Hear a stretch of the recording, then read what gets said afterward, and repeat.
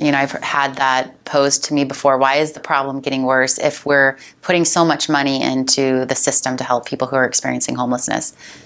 There is absolutely an unprecedented need in our community for services. And even though we've seen additional funding come in, it is not meeting the need. Council for the Homeless, through their crisis response system, has seen a significant increase in the number of families that are falling into homelessness for the first time, meaning they've been stably housed their entire lives, but because of economic conditions and what's happening in our community, they have not been able to maintain housing because of the costs.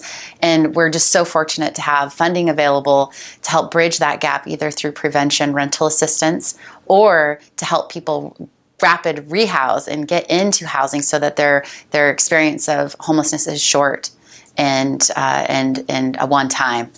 So the funding is being used very well, and I think the need is just so great that we need to continue to look for sources of funding in order to make sure that the people who are experiencing homelessness that we see on the street and those that we don't see isn't 10 times that.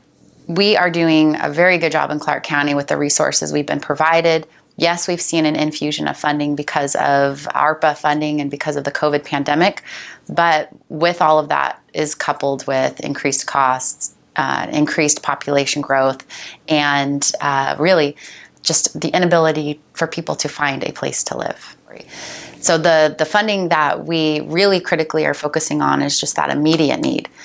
People that are in crisis and that need to be housed because of various reasons that may be impacting them at that time. So the funding sources may sound like a ton of money, but when you start dividing it amongst those immediate needs and intermittent areas that may need focus, and then that long-term permanent housing, the money doesn't go as far as we think it might.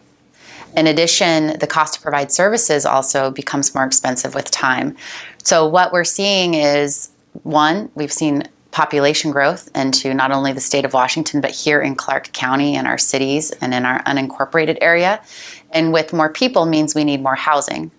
But we're not building enough housing to provide homes for people that have less income.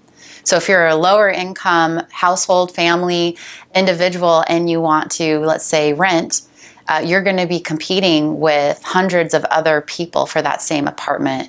You're putting forward money for application fees. You're having to come up with first and last month's deposit, all while trying to make ends meet and pay for groceries. So those individuals who would be buying their first home and moving out of an apartment can't. So they're staying in the apartment, and those that are looking to move out of their home, or they're doubling up or tripling up and they want to get their own place, they can't find a place to rent, because we're not seeing people push through that system of rental to home ownership and then upgrading eventually once you've built equity in your home. So there's a backup in the pipeline for housing. I mean, imagine what it would look like if we didn't have that funding available and we weren't able to help bridge that gap between what someone can afford for rent just to keep them in their home, and that they had to experience homelessness and live in their car, or live on the street, or live in a tent. So those are the things that we need to remember. We may be seeing increased homelessness, there may be increased homelessness, but it would be even worse if we didn't have the funds available to help assist the families that need it and the individuals who need it.